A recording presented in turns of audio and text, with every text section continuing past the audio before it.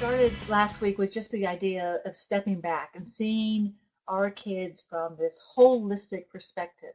So many of our students and children are very complex, and it's not a matter of just fixing one little area. It's really about stepping back and seeing the entire puzzle, not just one little puzzle piece. Many of you all have probably tried to fix one little part of the puzzle with your child, and all of a sudden it popped up somewhere else. There's an underlying piece with our kids that we have to be able to get down to the bottom of before we can actually deal with all these little pieces.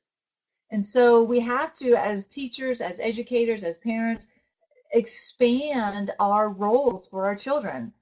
Now, there's a lot of arguing on that when I do trainings for educators and parents that say, look, if they can't make it, then they just need to go to a different school. Well, there's too many kids that are in this position at this point. We live in a different society than we did 20, 30 years ago. And so even mainstream kids are coming into that classroom, then they aren't ready. They need assistance. So as much as it would be ideal to have that classroom where you just go in and the teacher teaches and they do their teaching and the curriculum and that's the focus, that really just isn't the reality anymore. And I think that's the piece we can't keep fighting the reality of that. We have to find an acceptance level to say, no, we do have to deal with these underlying issues. And honestly, I think that that's just called being human. You know, our children are not robots. Even 20, 30 years ago, we probably should have been dealing with a lot of these underlying pieces of the self-esteem and the relationship. Of course we should have.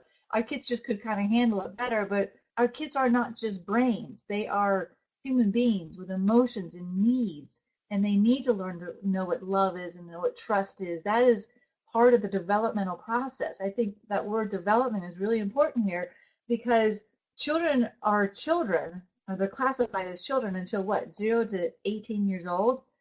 Honestly, children don't really become adults until they're 25 years old at a neurological standpoint, from a brain perspective. Legally, 18 is a number, but that number 18 was designed way before we had any understanding of how the brain develops. So really the developmental process is from conception all the way to about 25 years old, and that's in an optimal environment. So all along that continuum, there are stages that children need to be able to have certain needs met. They aren't adults yet. I guess that's the biggest thing I want to stress here is that our children are children. They aren't adults. And to act like a kindergartner is coming in that classroom with the responsibility and the judgment of an older child or even an adult, I think we're definitely missing the boat with our kids. Two terms I use: regulation and dysregulation. How many of you all maybe started using this vocabulary a little bit more during the week or just in your thought process, so that when you noticed a child that was getting upset or not doing something or talking back or doing all these negative behaviors, you in your mind, you were able to say, oh my gosh, that's dysregulation. That's not a kid that's being bad. That's just dysregulation. So more in the thought process. So I want you all to start this. Again, this is going to take a little bit of time. Honestly, it can change everything, but it's not going to happen overnight. So start becoming a little more conscious about this in your thinking, and stop the negative thoughts and just shift it and go, no, he's not being bad. This isn't bad behavior. It is. We all know that. But what's underneath it is that this child's dysregulated. So again, give yourself some grace. It takes a little bit of time. And then maybe it will be easier to think about is that when you see that child is more hyper aroused, and that's, that one state of dysregulation, what do you see? You see that child that's aggressive, argumentative, anxious, all these things. But then on the other side, where that child is hypo-aroused. And remember, we talked about some kids, you're going to have both. There's no only on one side, right side, this child is only hypo-aroused. You're going to see a little bit of both with some kids. You're going to see a lot of both with other kids. So just know that there's just two different ends of the spectrum of that dysregulation. I want you all to think about yourselves. What is your tendency when you get stressed out? Do you go into a hyper-aroused state where you just get argumentative and you're more resistant to life and you just, you're more outspoken? Or are you on the opposite end where you get a little more hypo-aroused? You find yourself just shutting down. you find yourself just wanting to take a nap, or not even eating because your whole body is shutting down. I personally, I think I am definitely more on the hypo-aroused side. I kind of just start shutting down and pulling back from life and slowing down, and my mind can't think as fast. And think about that. If my mind is thinking slower, am I going to more likely be tardy to class? Well, yeah, because life just kind of goes in slow motion.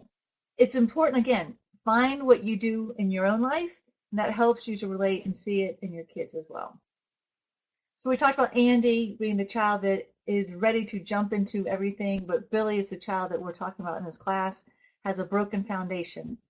And a lot of our kids, all teachers, you might be working with kids in inner city schools, maybe some rural areas, some cultural pieces that are influencing that child's life right now. And so they're still living in that Billy environment at home and then coming to school. And so we're going to have kids that maybe had early childhood histories of difficulty, and some maybe current histories right now, making history of difficulty. So that's not going to make a big difference on how we work with it. It's all going to be the same thing, and it's still the same outcome of the behaviors. But really start looking at the level of stress.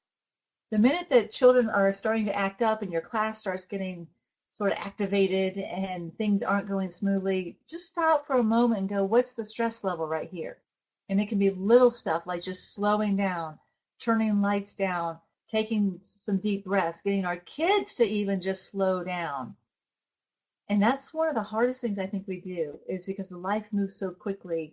And we've got these schedules and we've got this curriculum to meet, and we've got these goals to meet, and it's so hard to start slowing down. But we'll be talking more about that in the next few weeks after this as well. So many of our kids are diagnosed with a, quote, childhood mental health disorder. And the word disorder bothers me because I don't know that our kids are really disordered. Our kids are just their new normal. And this chart really shows that. If Andy has gone through a loving home, predictable home, his environment has been stable, all the things that kids ideally need, then Andy is going to have a window of stress tolerance that's very large. He's going to be able to navigate through life. He's going to be able to take insults to his thinking. And I mean, like when things change and shift, and he's going to be able to flow through all that with very little reactivity. However, Billy, because of his history, or like I said, because he might still be living in that very stressed out environment, his window of stress tolerance is very small. So is this a disorder? Is this really a disorder? I don't believe it is. It's the new normal for Billy. You see, it doesn't mean that he doesn't have a mental health disease or disorder, or, it doesn't mean he doesn't have ADHD or some of these other things we put on it. But what I want us to look at, again, is that bigger picture. I don't want to see just the little puzzle piece that says that, oh, well, Billy's ADHD, or Billy is bipolar, or Billy is conduct disorder, or ODD, or all these things, the labels and the disorders we call them. I want us to step back from the whole picture and go, but wait a minute, this is just his new normal. Of course he has a window of stress tolerance that is so small, based off of his history, based off of his genetics, based off of his experiences through the world. You see, I don't believe that on the right side here that that's a disorder. It's just who Billy is. And so that concept to me is just about unconditional love, unconditional acceptance. He is who he is. And to call it a disorder, I believe that puts us then as the caregivers and the people working with Billy in a very distant position, because then in our minds we hear disorder, in our minds we see ADHD, in our minds we see this child that's different, that's not normal. And I don't want that to happen anymore for Billy. He's absolutely, quote, normal for him based off of his experience. Billy is doing the best he can, the best that she can. That's what I want us to see in this very moment, to get out of the judgment. It's just the way it is for Billy. We want to be able to move Billy forward. We want to be able to move Billy then where Billy does have a larger window of tolerance, and then we can build that window for him. All right, so I hope that concept, stepping back, seeing that full picture, that this is just the new normal.